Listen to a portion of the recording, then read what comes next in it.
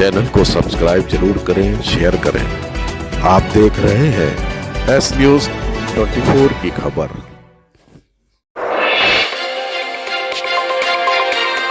राजधानी Lucknow press club में लोक जन समाज पार्टी भारत ने अपने संघर्षों के साथ कुशलतापूर्वक 4 वर्ष पूर्ण किए।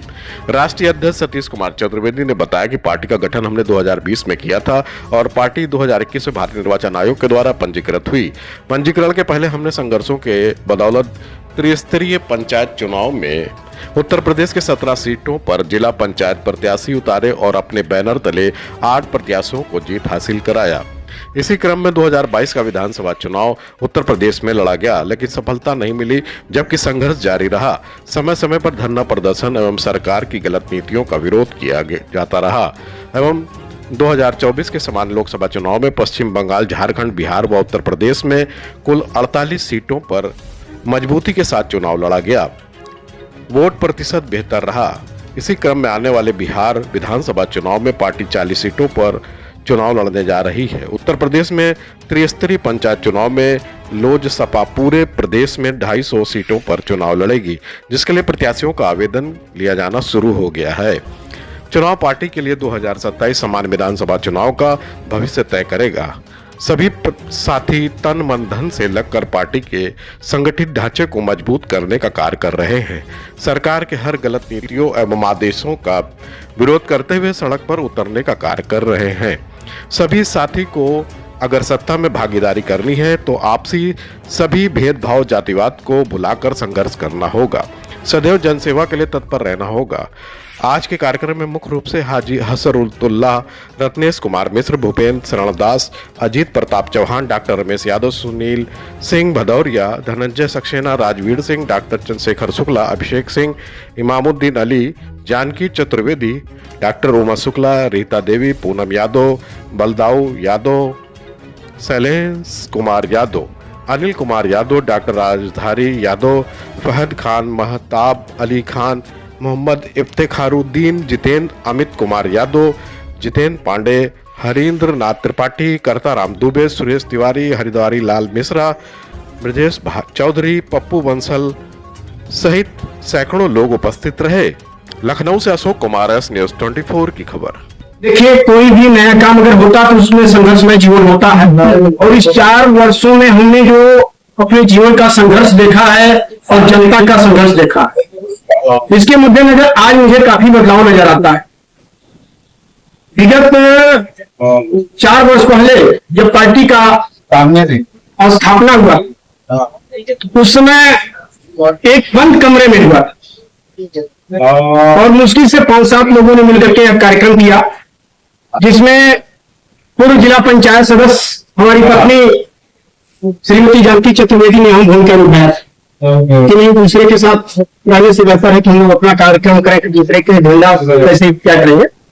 तो पार्टी हमने बनाया। उस समय हम 17 सीटों पर जिला पंचायत चुनाव 8 पे जीते, जिसमें नागनाथ, सांपनाथ का कहावत सुने ही होंगे।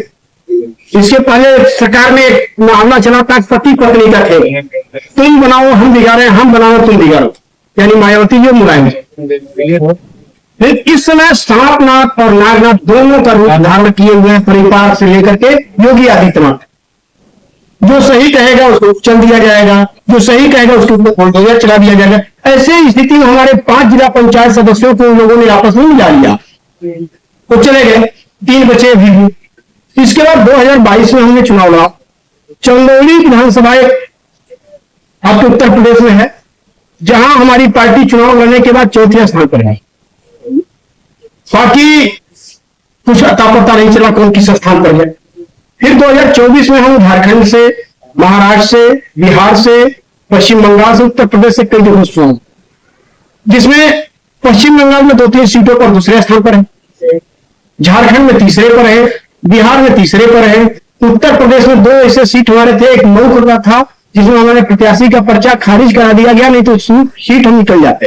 हाजी हसरतुल्लाह और शंभू भाई हमारे जो राष्ट्रीय उपाध्यक्ष पर फोटो दिखाओ, दिख रहा, ये हमारे कैंडिडेट है। फिर मीरा गौतम हमारी लालगंज से कैंडिडेट थी, उसका भी पर्चा खारिज करा दिया गया।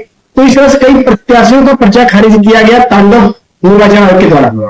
और उत्तर प्रदेश की स्थिति ये है, क्योंकि आप लोगों के माध्यम से जो चीज जाता है वो बेहतर होगा।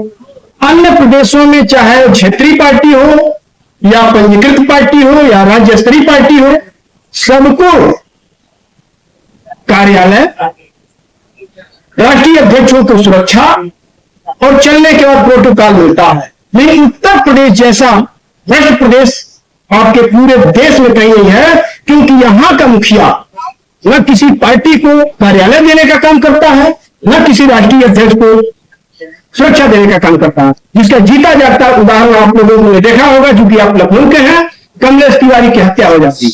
जब वो सुरक्षा मांगते हैं, सुरक्षा नहीं मिलती और उनकी हत्या कर दी जाती है। उसके बाद उनके दरवाजे पर पुलिस चौकी बैठा दिया है। इसी के तहत हमारे पुराने साथी जैसे कुलजीत जी हैं, ये हमारे हेमंत भाई हैं, अशोक जी हैं, इन लोगों ने हमारी खबर बड़ी प्रमुखता से छापी थी। 2024 में 17 सितंबर को मेरे ऊपर जानलेवा हमला हुआ था कुंज बिहारी गलियों को लेकर। मैं घायल हुआ था, चाकू लगा, तमाम प्रक्रिया हुई। आज तक सरकार के द्वारा कोई संज्ञान नहीं लिया गया कि यह आदमी मर जाएगा तो क्या होगा। सरकार ये चाहती है कि किसी तरह से, तो ये बदलाव रहा है। पूरे देश में कहीं राजनीति हो ही नहीं रही है, सिर्फ द्वेष नीति, कूटनीति, भय नीति, भ्रष्टाचार नीति ये चल। जो जितना भ्रष्टाचारी है उतना ही बराबर है। आप लोग जानते हैं कि लोग कहते हैं परिवारवाद कहीं नहीं है। मैं आपके लखनऊ के सांसद से पूछना चाहता हूं आपके माध्यम से कि परिवारवाद नहीं है तो हर बैनर में आपके बेटे का फोटो क्यों है? बिना किसी पद पर रहे आपके बेटे का नाम क्यों है? परिवारवाद नहीं है तो आपका बेटा विधायक क्यों है? आपके देश के गृह मंत्री से पूछना चाहता हूं आपके माध्यम से, ये परिवारवाद नहीं है तो आपका बेटा जैसा बीसीसीआई अध्यक्ष क्यों? आपके देश के होनहार प्रधानमंत्री से पूछना चाहता हूं, परिवारवाद नहीं है तो आपका भाई प्रहलाद मोदी राष्ट्रीय कोटेदार संघ का अध्यक्ष क्यों? नहीं होना चाहिए। जब सब जगह परिवारवाद है, इनका बस एक काम है, ये करें तो रासलीला और हम करें तो कैरेक्टर किलर। ये महाराष्ट्र में जो चुनाव हुआ उसमें राष्ट्रीय आघाड़ी दल एक बना था, तीसरा गठबंधन, जिसमें हमारा एक विधायक कोल्हापुर जनपद से जीता हुआ है जो हमारे गठबंधन की।